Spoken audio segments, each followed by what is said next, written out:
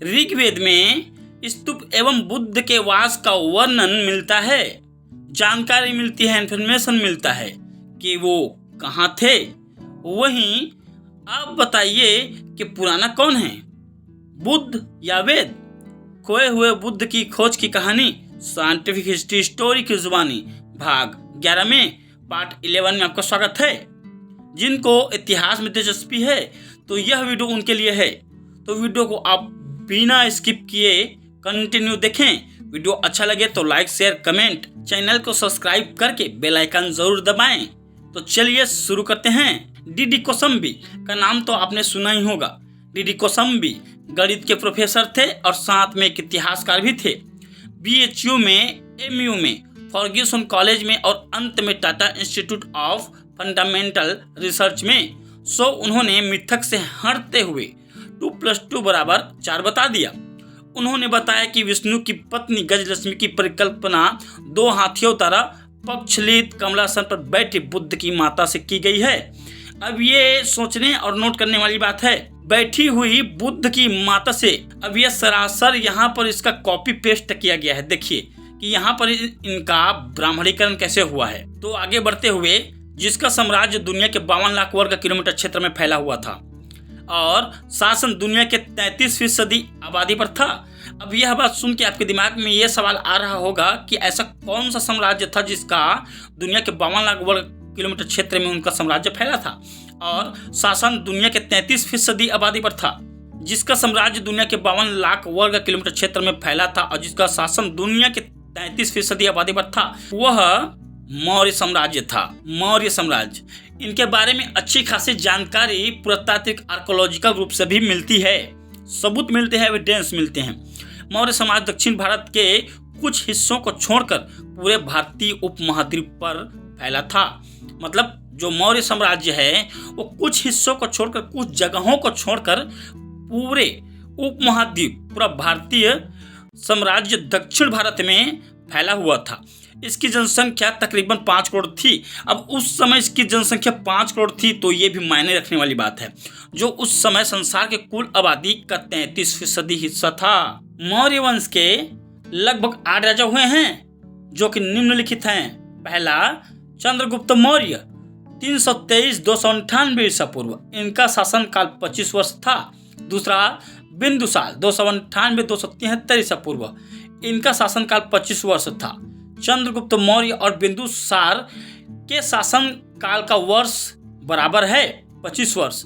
तीसरा, अशोक 273-232 ईसा पूर्व, इनका शासनकाल सबसे अधिक था 41 वर्ष।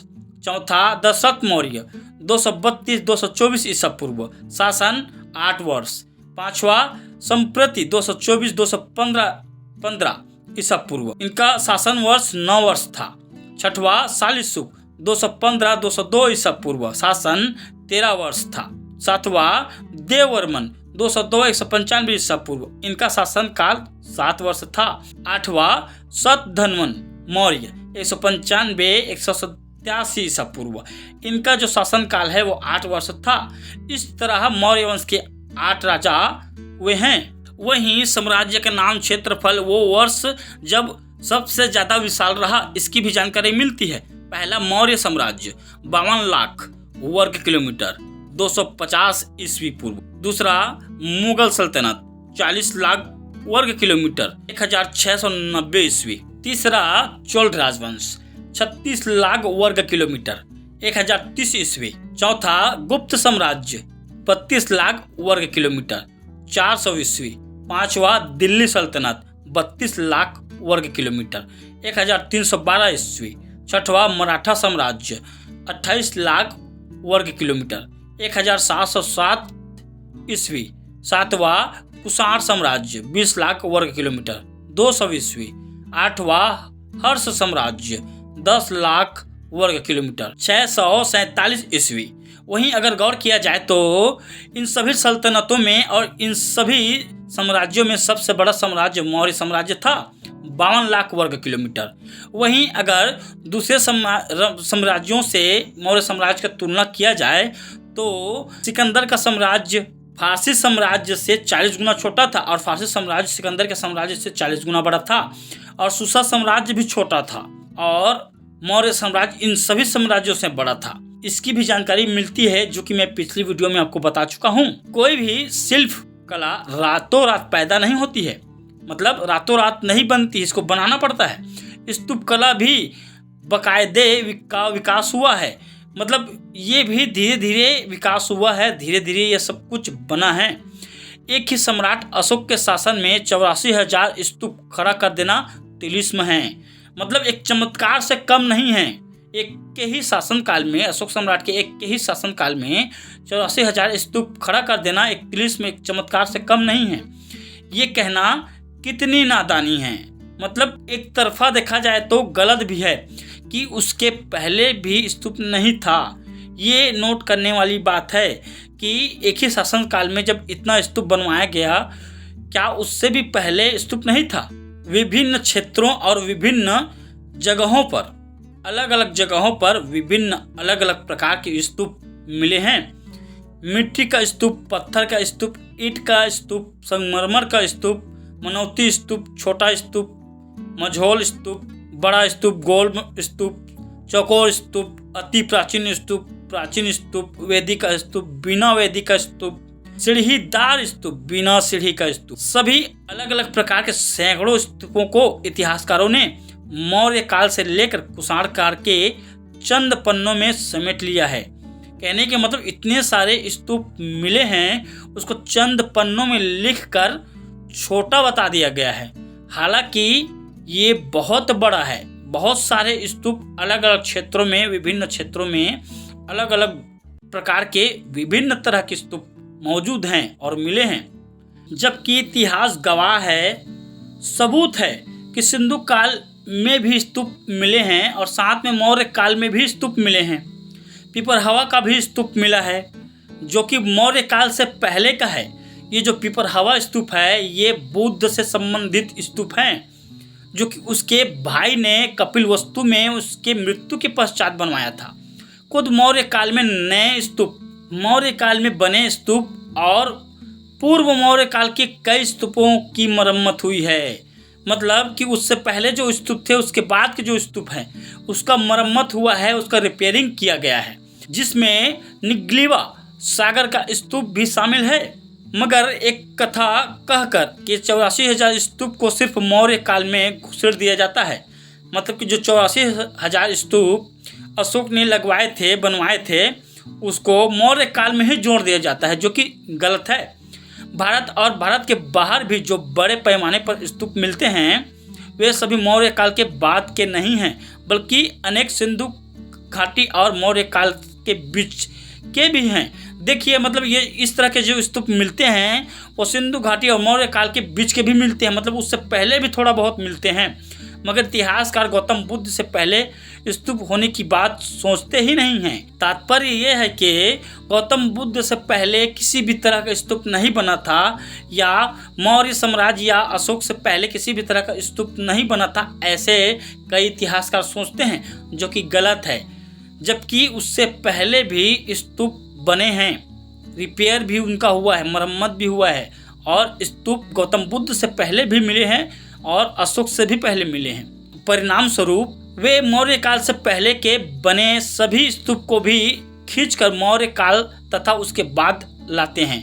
कहने के मतलब जो स्तूप मिले हैं उसको मौर्य काल की तरफ ही खींचकर बताते हैं और उसमें ही लाकर जोड़ देते हैं, जो कि ऐसा नहीं है।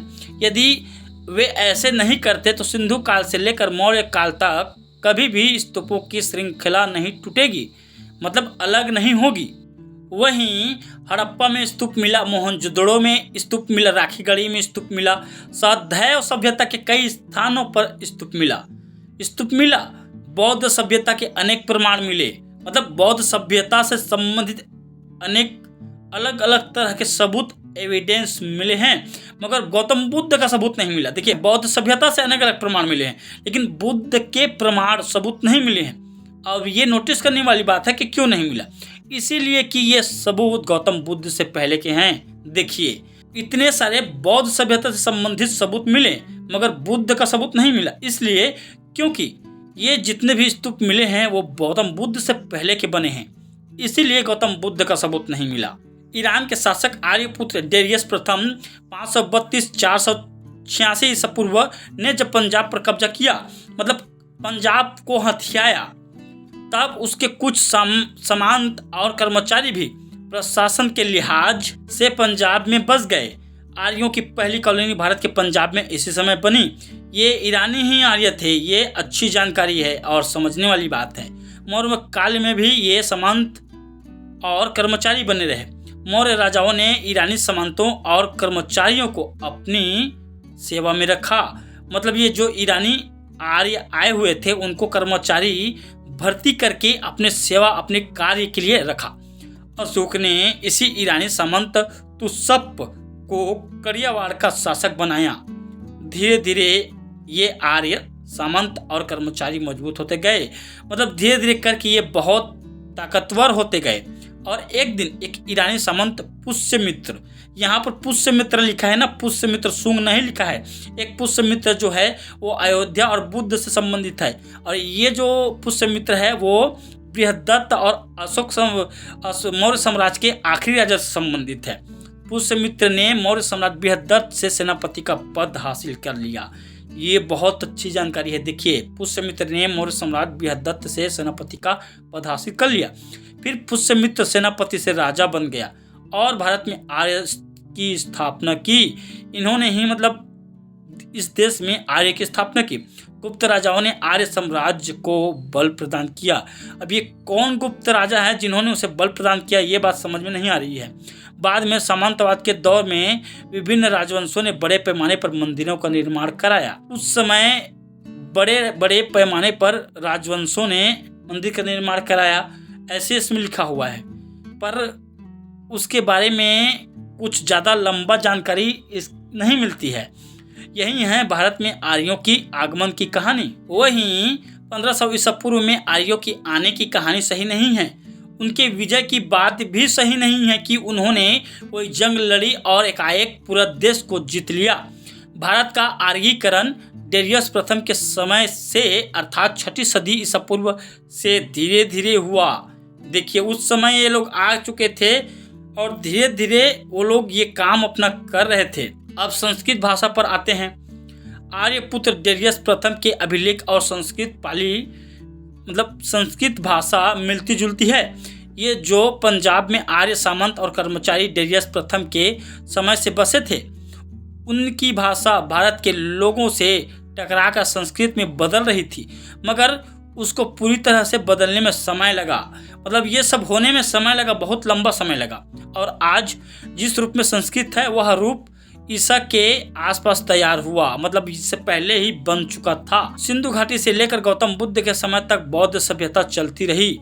सिंधु घाटी से लेकर बौद्ध सभ्यता तक चलती रही। कई बौद्धों ने समय समय पर इसमें कुछ जोड़ा और घटाया।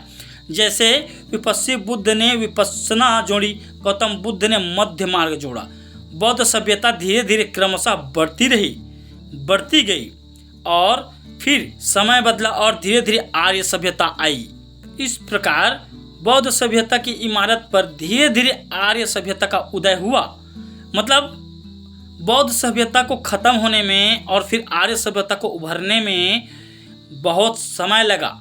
धीरे धीरे करके ये हुआ, एकाएक नहीं हुआ है। फिर ईरान के शासक डेरियस प्रथम 532-486 ईसा पूर्व के शिलालेख की भाषा फारसी अभिलेख और संस्कृत भाषा का यह तुलनात्मक अध्ययन देख लीजिए, मतलब देखने को मिलता है।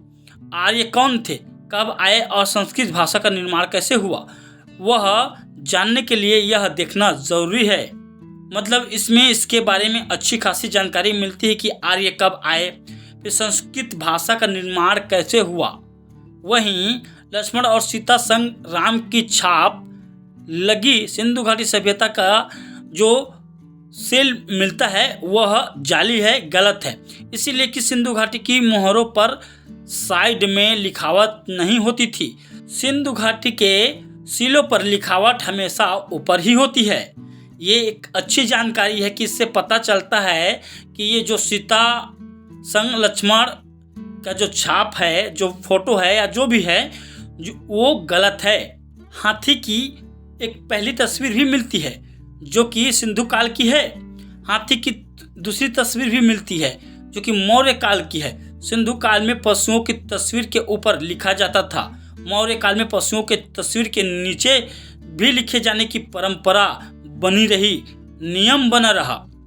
सिंधु घाटी से पशुओं की तस्वीर के नीचे लिखे जाने का प्रमाण मेरी जानकारी में अभी तक नहीं मिला है।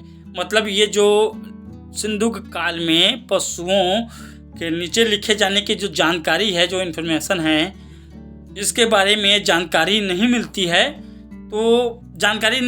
है। तो सिंपल सी बात है, ये गलत है। वैदिक युग, महाकाव्य युग और सूत्र युग मूलतः इतिहास का नहीं बल्कि संस्कृत साहित्य के चैप्टर्स हैं, वरना दुनिया के इतिहास में किसी भी देश के ऐतिहासिक चैप्टर में नाम बाइबल युग, कुरान युग और हदीस युग नहीं है। और यह सही भी बात है क्योंकि ऐसा कहीं भी नहीं लिखा गया है। बागपत के सलोनी गांव में 4 से 5 हजार साल पुरानी शाही कब्रें खुदाई में मिली हैं। जहां भी किसी कोने से खुदाई में कुछ मिलता है और वहां कल्पना करने का अवसर होता है। सही बात है, अगर खुदाई में कुछ ऐसा मिला तो क्या था क्या नहीं था, ऐसा साफ बोलने और कहने में के लिए मौका मिलता है, या कहे मनमानी कहने की जगह होती है। वैदिक परंपरा के इतिहासकार उसे वैदिक संस्कृत से जोड़ने एवं साबित करने के लिए जूझ पड़ते हैं। मतलब इस तरह के जो भी चीज़ मिलते हैं उसको वैदिक संस्कृत के साथ जोड़ने के लिए कई इतिहासकार कूद पड़ते हैं। हो सके तो वैदिक संस्कृत से काम चलाइए, मगर वैदिक सभ्यता कहना कठिन है। सभ्यता उसे कहते हैं जिसकी खुदाई में ईंटों की, पत्थरों में तरह तरह की बनी इमारतें मिलती हैं। सही बात है कि ये जो संस्कृत है, इससे रिलेटेड संबंधित कोई भी प्रत्यात्विक आर्कोलॉजिकल सबूत नहीं मिलते हैं, इसीलिए इसे सभ्यता कहना सही नहीं है। इसकी कोई इमारतें, पत्थर कुछ भी नहीं मिलते हैं। भगना अवशेष मिलते हैं और औजार मिलते हैं, बर्तन मिलते हैं, तभी हम सिंधु घाटी की सभ्यता कहते हैं। सिंधु घाटी में इस तरह की चीज़ें मिलती हैं, पर वैदिक संस्कृति में से रिलेटेड संबंधित कोई चीज़ नहीं मिलता है। ईंट विशेषज्ञ बताते हैं कि मौर्य काल की ईंटें लाल होती थी, शुंग काल की ईंटें पीली सी होती थी, कुषाण काल की ईंटें कुछ लालिमा लिए राख जैसी होती थी और कुछ गुप्त काल की ईंटें बुझी सी लाल होती थी। अभी हमें वैदिक सभ्यता की ईंटों के रंग का इंतजार है। अब इस तरह के रंगों का ईंट होता था कि नहीं होता था, अब इसके रंग का इंतजार है कि और थोड़ा बहुत अगर पुरातात्विक आर्कोलॉजिकल सबूत मिलेंगे तो इसमें इसकी जांच परख होगी कि कौन सा ईंट किस कलर का था। फिर वहीं गणेश के जो 108 नाम मिलते हैं वे हस्ती से नहीं गज से बनते हैं, जैसे गज बदन, गजानन, गज मुख आदि। वेदों में गज नहीं है, हस्ती है। अशोक के अभिलेखों में हस्ती है, गज नहीं है।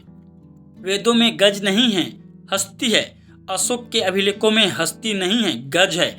ये नोटिस करने वाली बात है। सिंधु घाटी सभ्यता से अनेक स्तूप मिलते हैं, मगर गौतम बुद्ध की मूर्ति एक भी नहीं मिलती है, इसीलिए कि ये स्तूप गौतम बुद्ध से पहले के बने हुए हैं।